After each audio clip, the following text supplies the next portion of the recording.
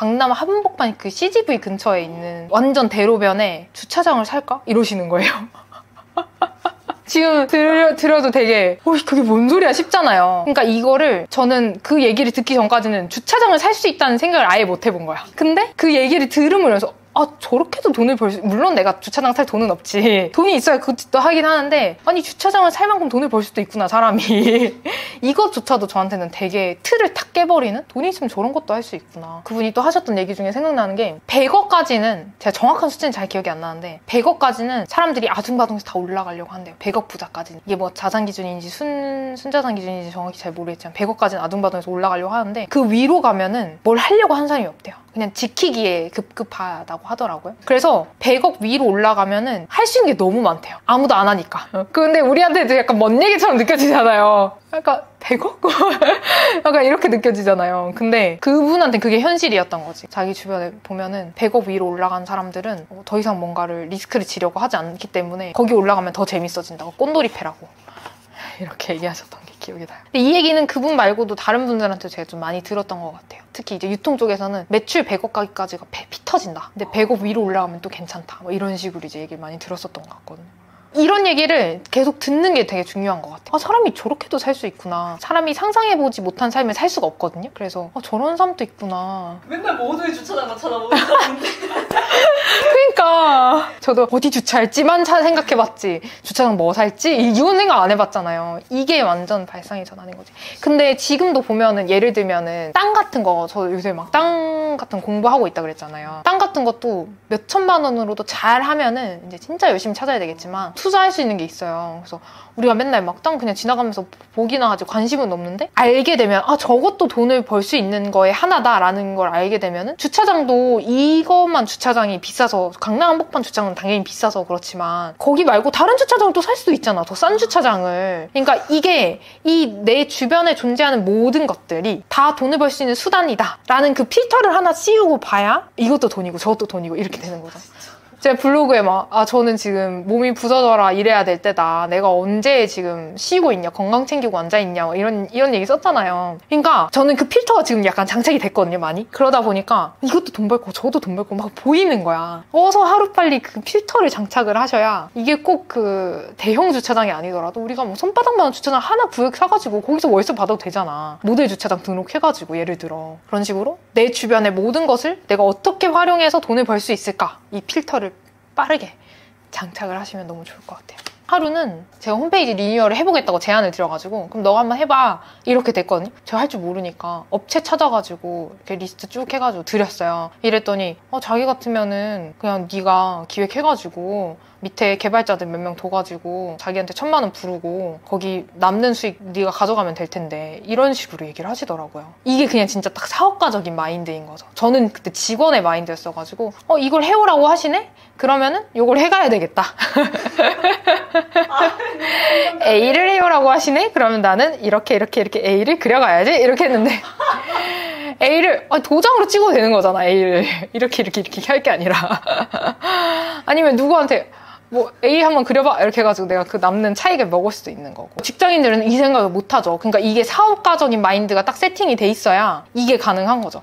이런 연습을 좀 계속 해야 되는 것 같아요. 이게 하루아침에 되는 건 아니거든요. 근데 이런 얘기를 계속 듣잖아요. 저희 구독하시고 계속 들어주시면 이런 얘기를 계속 들으면은 처음에는 그냥 안 와닿아요. 분명 안 와닿으실 거 잘 알거든요. 그런데 이 얘기를 듣고 또 듣고 이러면은 이게 이제 나한테 배이는 거예요. 그게 당연한 방법으로 배이는 거죠. 그걸 한 번씩 하나씩 해보고 이러면은 결국에 모든 사업의 구조가 모든 걸 누군가 하나가 혼자 다 할 수 있는 건 없어요. 그러니까 뭐 제가 스마트 스토어를 한다고 하더라도 마케팅적인 부분에 있어서 어떤 부분은 잘 못하니까 이제 외주를 맡긴다든지 이런 식으로 모든 사업이 다 굴러가게 되어 있거든요. 우리 하청이라고 얘기하는 그런 거 있잖아요. 그런 식으로 이제 외주가 이루어지게 되는데 그 구조를 이해하고 그 안에서의 수익이 생긴다라는 걸 이해를 해야 이제 이 사업적인 계산이 돌아가는 거죠. 어떤 일이 주어졌으면 그걸 내가 해야지 이게 아니라 내가 이거를 해결을 해야지 가 아니라 이거를 해결할 수 있는 다른 방안이 없을까? 다른 사람이 없을까? 특히나 사람인 거죠.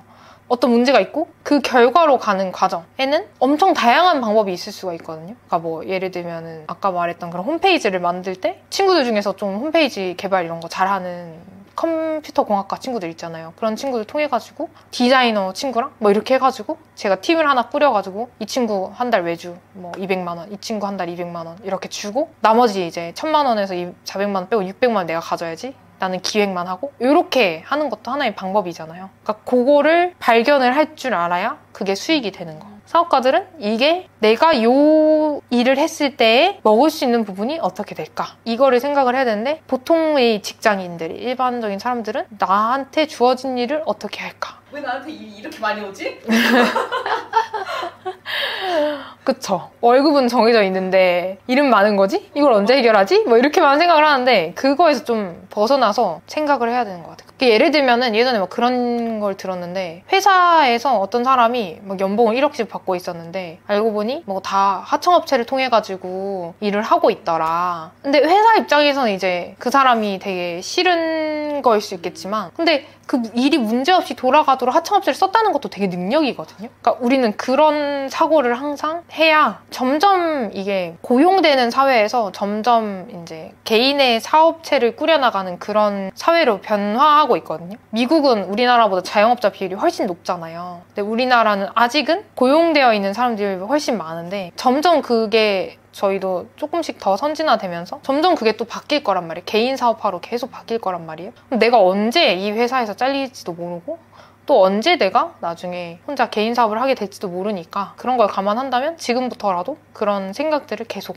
연습을 해봐야 한 10년 뒤에는 그래도 개인 사업 이런 걸 하시더라도 적응이 되지 않을까 이런 생각이 듭니다. 부자면 뭐든지 다 잘할 거다. 이런 생각이 있거든요. 예를 들면은 이런 거예요. 그러니까 대단히 부자인데 집에서는 별로 이제 남편으로서는 별로인 사람들 되게 많잖아요. 또는 뭐 와이프로서는 별로인 사람들 뭐 되게 많잖아요. 그러니까 근데 그거를 가지고 이제 우리가 비난을 하거나 욕할 게 아니라 저는 그냥 부자인 그 부분만 잡아서 나는 이 사람에 대해서 배우고 다른 또 집에서 잘하는 사람이 있으면 그 사람에 대해서 그 부분만 배우고 이렇게 해야 그냥 내가 원하는 방향으로 가는 거잖아요. 근데 굳이 이 사람이 막 도덕적으로 뭔가 문제가 있고 막 이래가지고 저 사람을 싸잡아가지고 뭔가 별로다 이렇게 생각한다거나 뭐 이런 거는 좀 아니라고 생각을 하는 게 이제 기본. 여튼 제가 봤던 부자들은 그렇게 모든 걸 다 잘하지 않았다. 예를 들면 이제 PD님이 예시 드신 것 중에서 작은 돈도 소중히 여길 줄 알았다. 막 이런 게 있는데 전혀.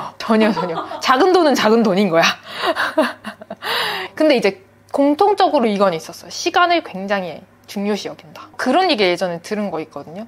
엄청 부자인 할아버지가 ATM기 돈 뽑는 거 500원이 아까워가지고 은행까지 직접 막 몇백 미터 걸어가가지고 돈을 뽑아오시더라. 막 이런 얘기를 들은 경우가 있는데 그건 저는 완전 틀린 얘기인 것 같아요. 그거는 그분이 그냥 시간이 많으셔서 그렇게 한 거고 이제 이미 돈을 많이 쌓으셔서 노년에 시간이 많으시니까 아예 500원이라도 아껴야지 이러면서 이제 하신 거고 한창 커가는 부자들은 그러지 않아요. 시간이 너무 소중하기 때문에 500원으로 그거 할 거면은 나는 그냥 시간을 사는 게 나아. 그 시간이 많은 부자라고 그냥 다 똑같은 부자가 아니거든요. 시간이 많은 부자들. 이제 이미 다 쌓아서 그냥 가만히 있어도 돈이 나오시는 그런 분들은 이제 뭐 심심하니까 500원이라도 벌면 좋잖아. 막 약간 이런 마인드인 거고 여러분들이 본받아야 될 부분은 그런 게 아니라 이미 부자가 된 사람이 아니라 이제 막 성장하고 있는 사람들을 본받아야 된다고 생각하는데 그런 분들은 시간은 진짜 소중하게 여겼어요. 작은 돈으로 시간을 많이 살 수 있다 이러면 무조건 시간 쪽에 투자를 하는 거죠. 돈을 귀하게 대하는 것도 돈을 귀하게 대하긴 대하는데 예를 들면은 저희 부자 아빠는 가만히 있어도 한 달에 몇 천만 원씩 막 통장에 꽂히는 거예요. 억 단위로 막 꽂혀요. 근데 왜 뭐 때문에 돈을 막 귀하게 여겨가지고 막 한 푼 두 푼 이러고 있어. 그냥 쓸 때 되면 쓰는 거지. 물론 사람들마다 다 다르긴 하겠지만 돈을 좋아하는 것과 귀하게 대하는 건 전 또 조금 다른 것 같고 돈을 엄청 좋아해요. 기본적으로 일단. 그거는 공통점. 그렇지만 돈을 귀하게 대하냐라고 했을 때는 가만히 있어도 몇 천만 원씩 들어오면은 한 숨만이셔도 막 몇 1억씩 막 들어오면은 그냥 그렇게까지 귀하게 대하지는 않더라. 부자들 보면 지갑에 현금을 빳빳하게 보관해둔다 막 이런 얘기 하잖아요. 그러니까 이게 쓸데없는 거에 집중하면 안 돼. 제가 막 장님 코끼리 만지기 얘기 되게 많이 하잖아요. 코끼리 어떤 부분은 울퉁불퉁하게 생겼어. 그리고 어떤 부분은 매끈해. 그러니까 부자라는 실체가 코끼리랑 이제 매치가 되는 건데 부자라는 어떤 실체는 이러한 형태를 가지고 있어. 그런데 그 중에 이 부분은 매끈매끈하고 이 부분은 이렇게 투박한 거야. 근데 그거를 투박하네? 이라고 해서 부자들은 투박해? 이렇게 얘기하는 게 이제 우리의 보편적인 생각들인 거지. 그렇게 생각하시면 안 된다. 근데 이제 제가 이제 공통점과 그 차이점들을 조금씩 얘기 드리면은 돈을 진짜 좋아하고 돈을 귀하게 대하진 않더라. 돈이 막 종이 지폐 빳빳하게 해가지고 막 지갑에다가 열심히 넣어가지고 줄 때도 막 이렇게 이쁘게 건네고 막 이런 건 아니고 돈을 귀하게 대한다는 건 좀 이런 의미로 받아들여야 될 것 같아요. 절대 이익이 발생하지 않는 곳에 돈을 넣지 않는다. 절대 이유 없이 돈을 쓰지 않는다. 요거는 있죠. 그러니까 내가 만약에 큰 돈이라도 내 가치관에 이거는 내가 큰 즐거움을 얻을 수 있어. 이러면 그냥 쓰는 거죠. 막 여행 가는데 내가 1년에 한 번 여행을 가는데 그때 막 좋은 호텔에서 묵는 거 예를 들어 막 이런 거 있잖아요. 그런 거 그냥 돈 쓸 수 있어. 그런데 막 그 한 푼 한 푼을 다 소중하게 여겨서 여기도 아껴야 되고 저기도 아껴야 되고 이거는 아니라는 거죠. 보통의 사람들은 이제 주식 사놓고서 거기다가 막 계속 보고 매달리고 있는데 저도 유튜브 요새 막 구독자 몇 명 느나 계속 보고 있거든요, 진짜. 근데 이게 부자와 그렇지 않은 사람의 차이는 내가 어떤 거에 현혹되는 거 있잖아요. 예를 들면 주식창에 그 왔다 갔다에 현혹되는 거, 유튜브 구독자 수가 올라가고 내려가고에 현혹되는 거에 거리를 둘 줄 아는 거인 거죠. 돈에 거리를 두는 게 아니라 현혹됨에 거리를 둘 줄 아는 거. 그 얘기 하셨던 게 이제 기억에 많이 남는데, 왜 3S 같은 거가 있잖아요. 그런 거에 사람들이 현혹이 되잖아요. 부자 아빠가 하셨던 말씀이 사람들이 현혹되는 거에, 본능적으로 현혹되는 거에 나는 현혹되지 않고 그 사람들이 뭐에 현혹되는지 봐야 된다. 이렇게 얘기하시더라고. 한 걸음 그 본능이, 우리는 항상 그 본능에서 막 이렇게 가까이 탁 붙어가지고 주식이 얼마나 올랐나, 유튜브 구독자가 얼마나 올랐나, 요새 유튜브 내용은 뭐가 있나 막 이러면서 막 그런 거에 현혹돼가지고 보는데, 그 현혹되지 말고 한 발자국 물러서서 사람들이 어디에 지금 현혹이 되고 있나, 이거를 봐야 되는 거죠. 남의 욕망을 보되 내가 그 욕망에 끌려가진 않는다. 그리고 여기 이제 클리셰 같이 리스트업 해주신 거에 모든 선택에 주관이 있다, 이 얘기는, 이거는 맞아요. 이거는 맞는 클리셰. 그러니까 좋게 말하면은 선택에 주관이 있다, 나쁘게 말하면 남 얘기 안 듣는다. 제가 본 부자 중에는 남 얘기를 듣는 사람이 잘 없어. 님도 보고 싶은 그죠. 그러니까 내가 만약에 너 좀 공감 능력 떨어지는데 뭐 이런 얘기 들었다 그러면은 나 부자가 될 잘못이 있는데, 이렇게 생각하시면 돼요. 그러니까 우리가 남들과 다르다 이러면은 되게 안 좋은 거라고 생각을 하잖아요. 우리나라 막 진짜 다 똑같이 막 교육받고 막 이러니까. 근데 그 차이점, 내가 남들과 달랐다고 생각했던 그 차이점이 부를 만들어낸다, 저는 이렇게 생각을 해요.